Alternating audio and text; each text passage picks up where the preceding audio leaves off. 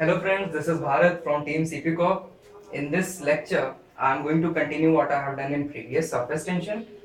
I'll be dealing here in this video is pressure inside three things. First one, a liquid droplet, that is all familiar with air bubble. Second, soap bubble. Third one, liquid jet. Most important for ES as well as in GATE, and there's a lot of confusion among student air bubble and soap bubble. So I have already written clearly liquid droplet or also known as air bubble, and soap bubble is different. So the first one, liquid droplet or air bubble. Liquid droplet, it will be formed by liquid, or that is names is liquid droplet. Liquid droplet or air bubble.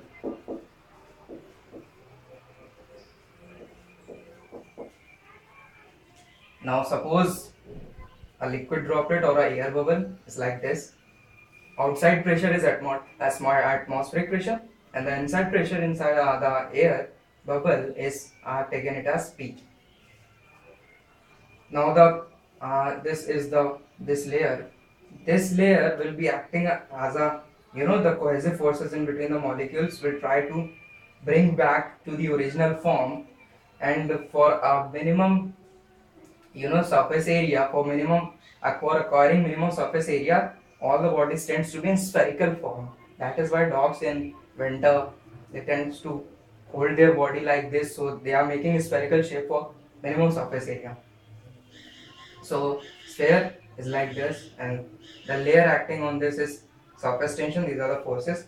Now in this, the air bubble is cut like this, and we have this like.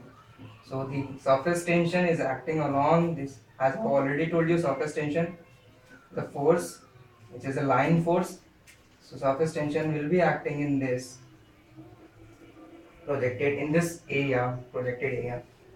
So now the two forces that I am going to be using, first of all, is the pressure force. Now pressure force is equal to change in area, change in pressure into projected area. Pressure force is equal to change in pressure into projected area. Now del P, what is projected area of this? 5/4 d square. This is pressure force. Pressure force inside the air bubble. This is the first equation. The second force that I'm going to be using is surface tension force, and this is equal to, since surface tension is equal to force per unit length, so Fs is equal to sigma into L. Now what is L? L here is this circumference. So L is equal to here sigma into pi d. Now equate both these equations. Del P into pi by 4 d square is equal to sigma into pi d. Pi d. Del P, let me write.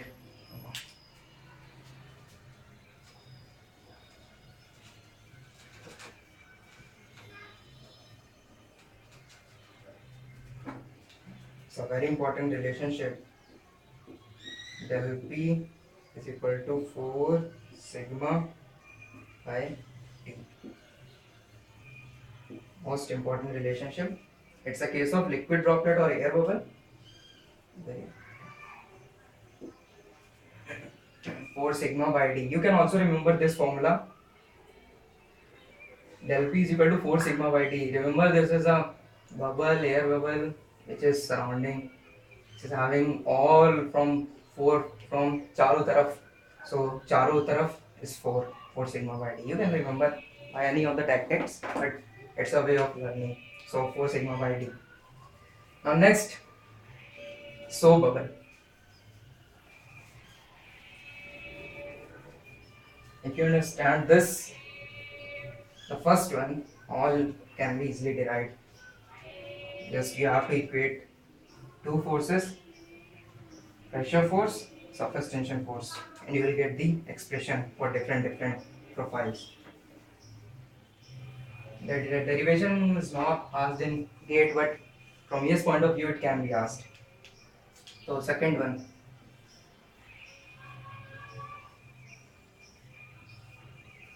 soap bubble, soap bubble, soap bubble, the same as that was in liquid droplet, but it will be having soap bubble will have two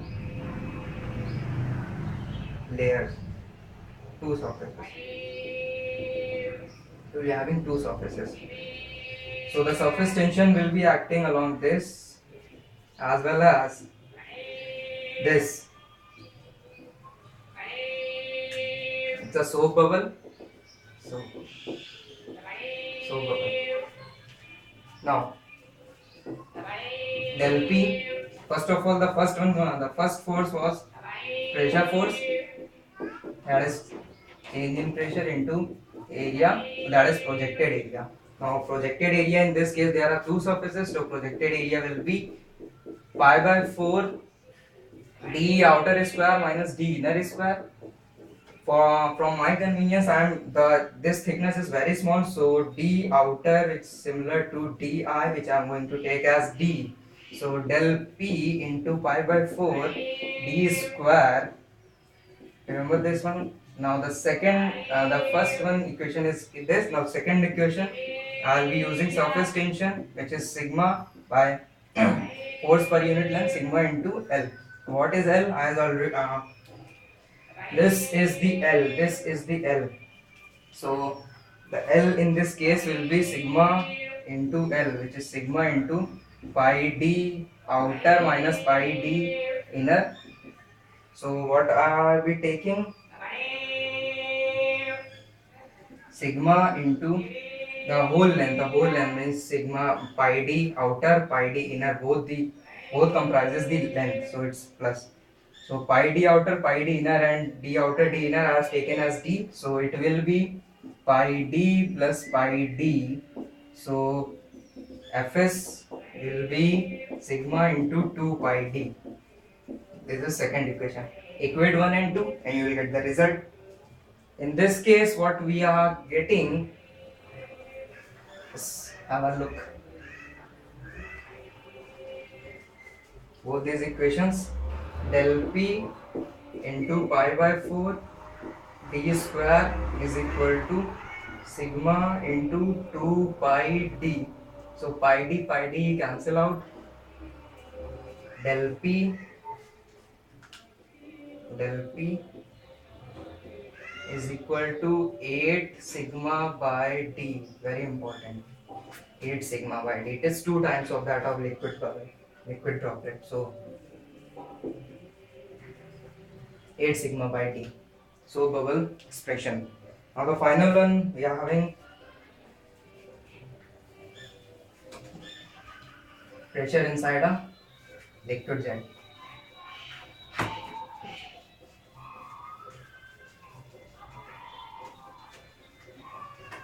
Just have some practice of these things so that you people can have better understanding.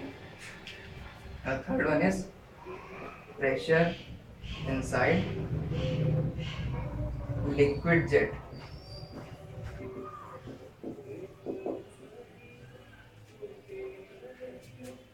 See, liquid jet coming out like this.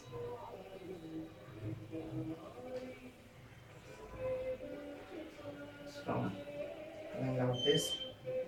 So pressure here is P, outside is P atmosphere. Now if we take a cross section of some like this, small cross section, what we are actually having is a cylinder. We are having a surrender. So, just start your analysis. The first one is we will be dealing pressure force. Pressure force del P into projected area. Now, the projected area here is, cut this one like this, and what you are having the section like this. So this is L, this is D. So projected area is L into D. Projected area L into D. Now second thing, what is surface tension force? Sigma into L. What is L here? L, what is L here? This length plus this length, twice of these lengths. So sigma into 2L. Sigma into 2L. So equate equation 1 and 2. Del P into L into T is equal to sigma into 2 into L. So L cancel out. What we are having,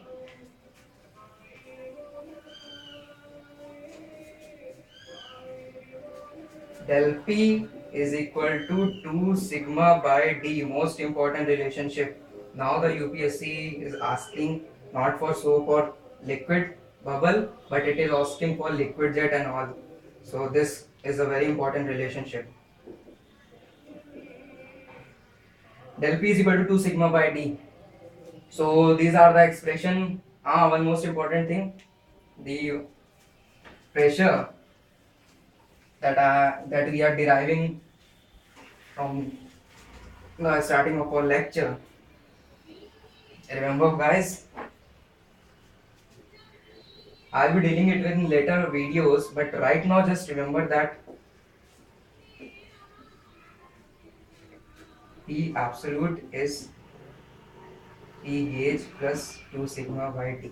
What we are dealing is absolute pressure. Absolute pressure is equal to gauge plus 2 sigma by T. So if you are having absolute pressure, so gauge have to be added in this. These I'll be dealing it in later when I'll be teaching pressure measurement. So hopefully I think you people like this video, and please subscribe our channel for more videos. Thanks.